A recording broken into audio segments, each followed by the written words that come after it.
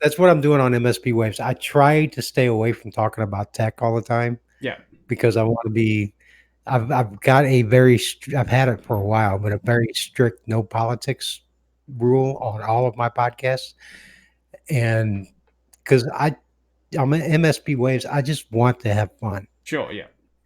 Like there's in the chat room on their chat room is on the Discord server. A lot of people actually just listen to it through Discord or watch it through Discord.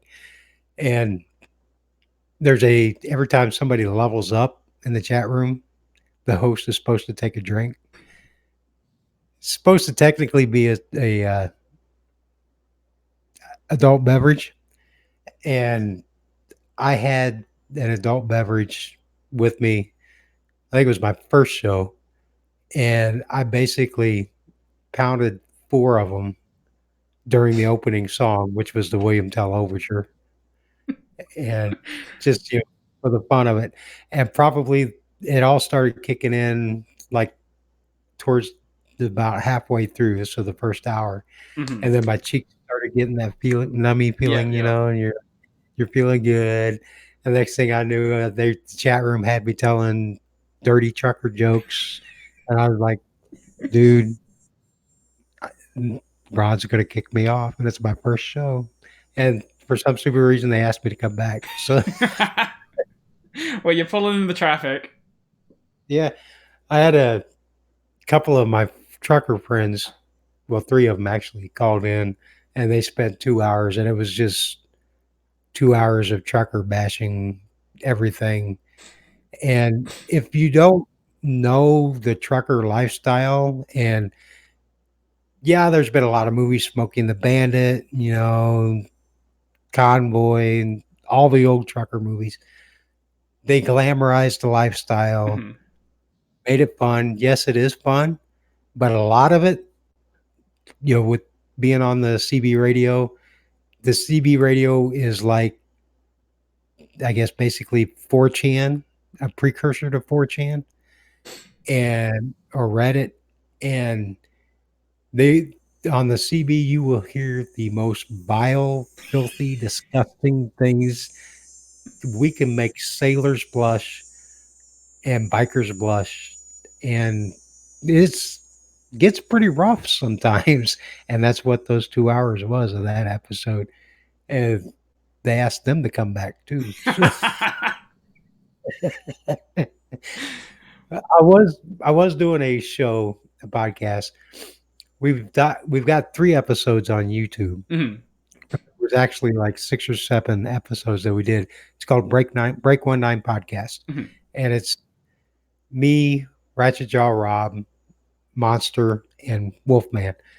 Those three guys did their own podcast called Trucker Nation USA, and we joined up to do Break 19 Podcast. The idea was that we were going to do it every week, come hell or high water, use an anchor. We can do it on the phone while we're driving, and we only got like 5 or 6 episodes done because there was always something, somebody's sleeping Yeah. somewhere, somebody doesn't have a signal, and so we tried doing it with just missing somebody, and it wasn't the same because that's what we actually do every day is call each other and talk on a group call all day long, Mm-hmm.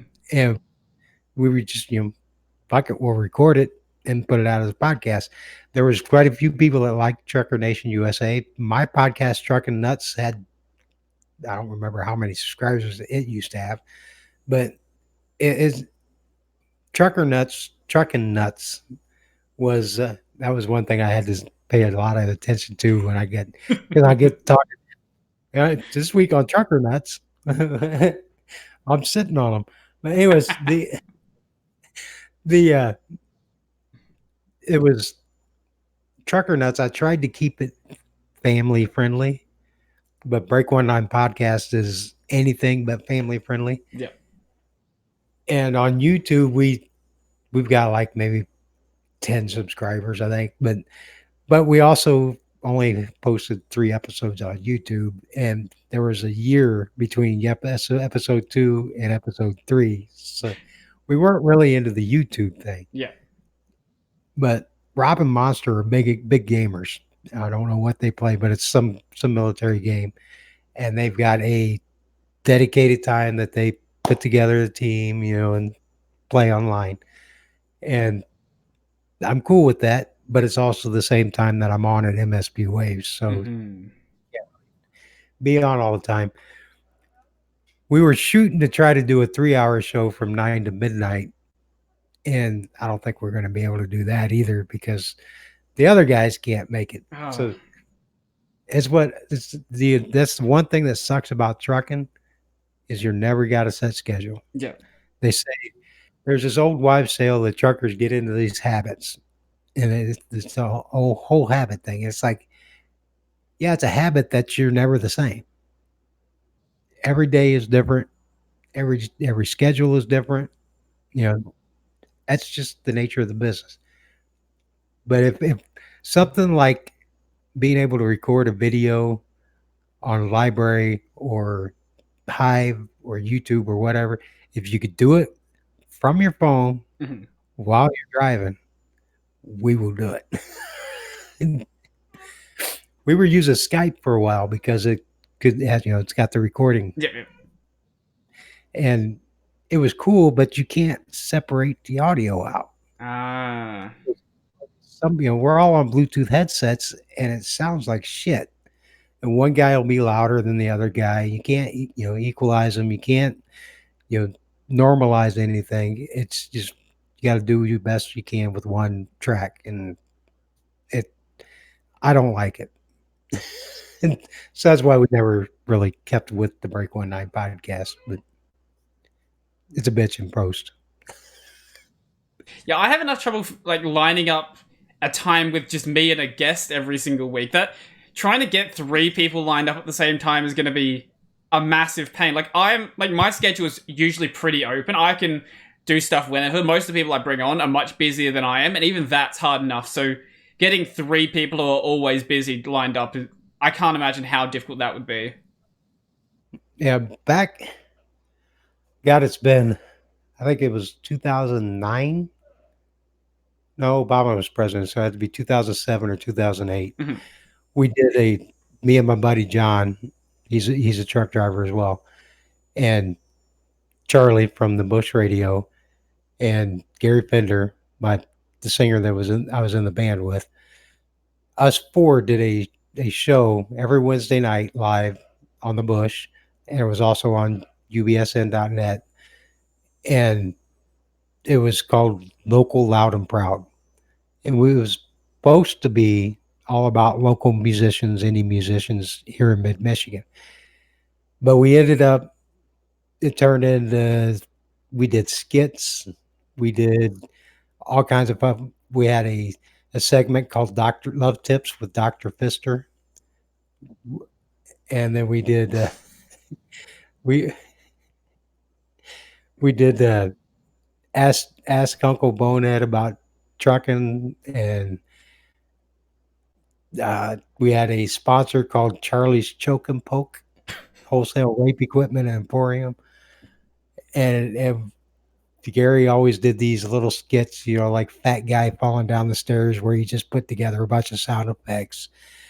And we did a lot of fun stuff. And the funniest thing was, like for the Dr. Love Tips with Dr. Pfister, it was written by Gary, Mhm. and he was, the emails, and we actually started getting, he would write the emails like he was somebody, wanting actual advice from Dr. Pfister. And the gimmick was that no matter what it was, it could be, should I give flowers to my girlfriend? It would always, the answer always turned around to, the answer was anal sex.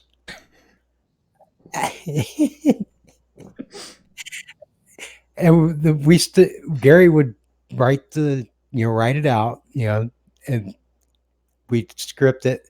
And then probably 6 or 7 episodes in, we started getting actual real emails Oh from no. people wanting to get love tips from Dr. Mystery.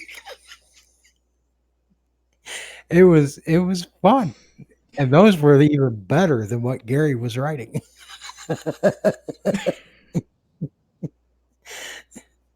It was a blast. That We sounds awesome. That sounds like it'd be so much fun to do. It was a blast because it was every Wednesday night. We started at 7 and we were supposed to be done at 10. Hmm. But a lot of times we did an after show thing that would go to like midnight. Hmm. And Charlie, he lived in Florida, so he was on Skype. John was on Skype with me. John would be making a delivery or a pickup somewhere around Minnesota or Western Wisconsin every Wednesday night. And then Gary, he just lives, 15, 20 miles away from me. So he came over. Hmm. He was actually in the studio with me. And then we started getting Crispy and Nurse Nunu would come down from Saginaw, and they would come down every week. So I would be sitting there in my basement studio with three other people and then two people on Skype. Hmm. We ended up, it'd be midnight sometimes on a Wednesday night. Oh And wow. I'm like, guys, you got to get out of here. I got to be at work at 4 o'clock, and it was fun, but, you know, shit happens. Yeah. And people grow apart. And Mhm. we ended up having to stop because the, we were using, I was using two desktop computers and a laptop, and one desktop, the hard drive crashed Oh. and couldn't get another one to replace it. So we just kind of slowed it down, went back to like an hour long show type thing, something that we could just wing. And then eventually it was just like, yeah, schedules changed. John's schedule got changed, and Charlie had to start working nights. So show just ended. But it was a blast. It was probably the funnest show I've ever done.